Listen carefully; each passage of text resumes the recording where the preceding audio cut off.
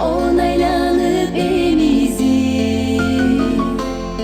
Ак сүтүңдү мага бердиң, жан денеңди мага бердиң, бал уйкуңду мага бердиң, кутманы.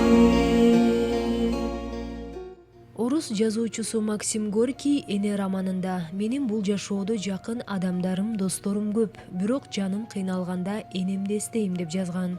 Биздин бүгүнкү коногубуз ырчы Гүлбү Ороскул кызы да. Апам бар байлыгым, анын жанымда тирек болуп турганынын өзү эле чоң кубаныч деп маегибизде апасы тууралуу кеп салды. Апам Ташкара кызы Адиса Аксы районунун Авлетим айылында төрөлгөн. Азыр 59 жашка чыкты, Кудай буйрса. Дагы эле жапжаш бойдон. Биз 3-1 тууганбыз. Тилекке каршы атабыз эрте эле каза болуп калган. Апам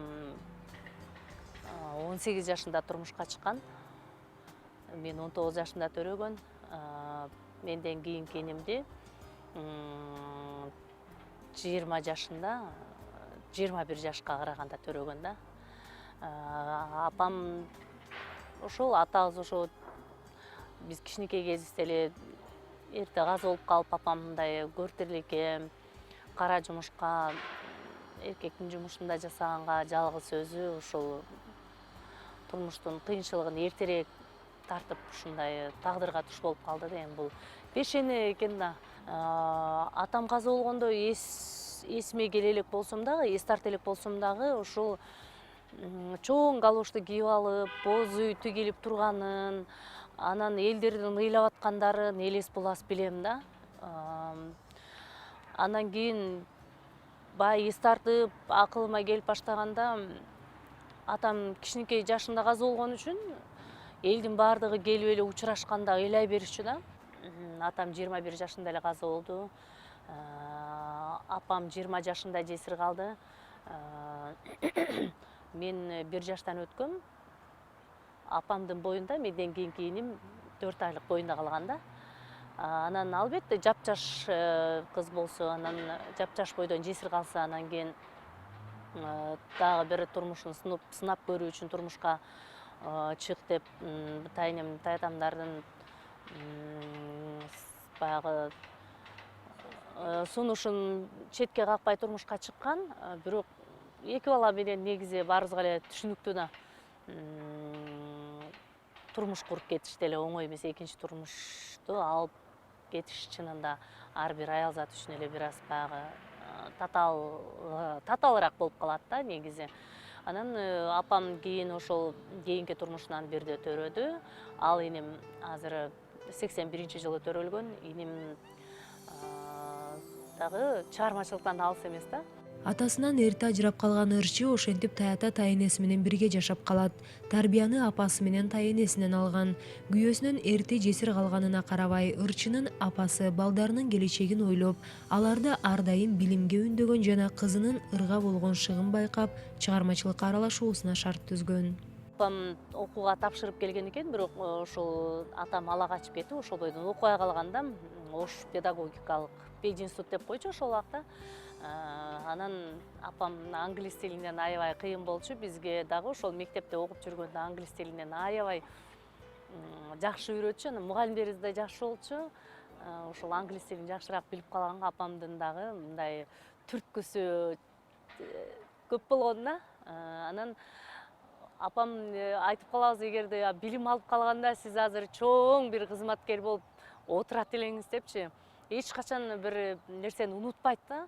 Бирдемени айтсам, апа эстетип коюңуз, мындай ишим бар эле, моуну кылыш керек, кийин унутуп калбайын десең, ошону унутпай, ошол маалда, ошол саатта унутпай туруп чалып айтат да.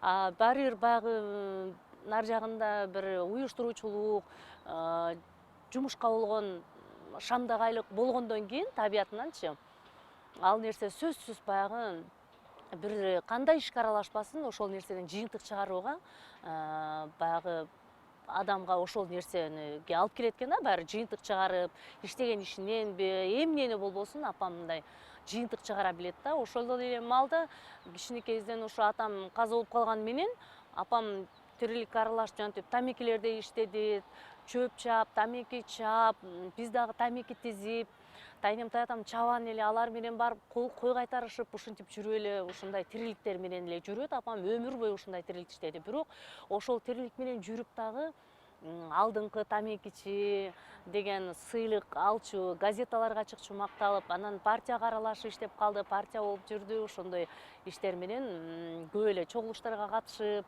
сүйлөп, ушундай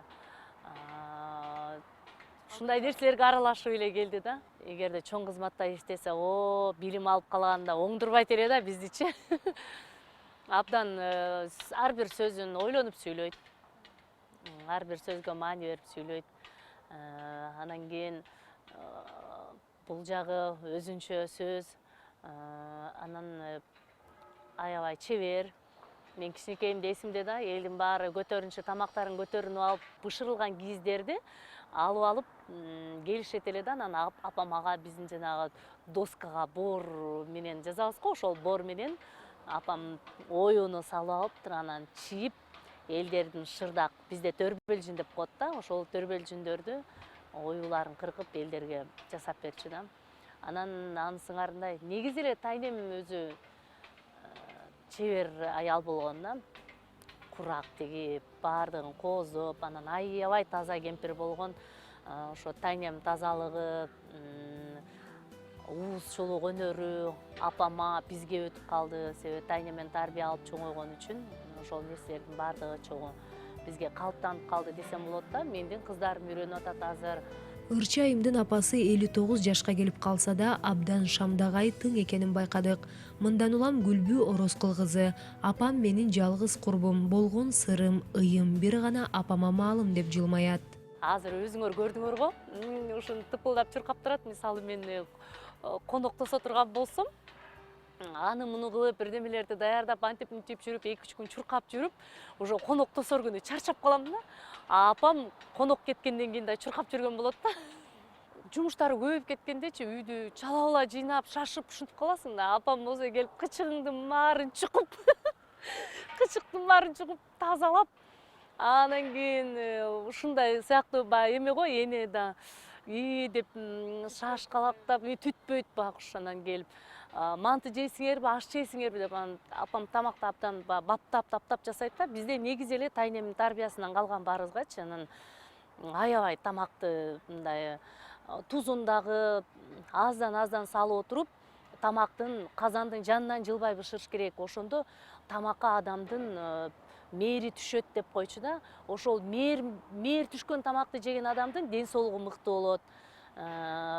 Тамакты бысымыла деп баштап, жанынан жылбай, жакшы тилек менен бышырыш керек депчи. Себеби адамга энергия тамак аркылуу келип атпайбы, жаратылыш аркылуу же бир жакшы адамдар аркылуу, баарлашуу аркылуу келет, бирок тамак аркылуу энергия алып жашайбыз. Эгерде тамак ичпесек, жашоону элестете албайбыз туура. Ошол анын сыңарындай тамакка көп көңүл бөлчүбүз да. Бул биздин тайнемен калган тарбия болуп калды. Эне сага кандай мактоо жарашат? Энесинден сыймыкты ким талашат? Эне менен теңдеше албайт эч бир жан, баардык мактоо сага гана жарашат деп ырсаптарында айтылгандай, энелер бир гана мактоого татыктуу экенин маектешим да бышыктады. Себеби энелер бир гана даңктаганга, мактаганга гана татыктуу. Себеби эне болду да бир адамды жарыкчылыкка алып келди. Ошонун өзү эле чоң, чексиз мактоолорго ээ боло турган нерсе да булчу. Анан апамды албетте деги эле баягы бизде кыргызда кыргызчылык касиет бар деп коет го. Апамда өзү ошондой нерсеси бар. Мен эле эмес, кичине балдарды да кармаса жакшы болуп калат да. Анан кыздарымды дагы мынтип киринелеп, туз менен ушинтип коет.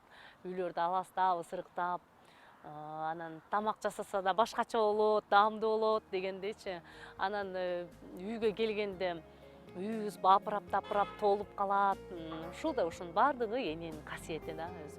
Эки кыздын энеси Гүлбү Ороскул кызы кээде олтуруп, апасынын бырыш түшкөн жүзүн, агарган чачтарын көрүп аяп кетерин айтат. Балким апасы шаарда турмуш кечирсе, мындан да жаш болот беле деп ойлонуп калат. Апам менен тең аялдарды шаарда, өмүр бою шаарда жашаган же бир шаарда жүргөн аялдарды карасаң башкача.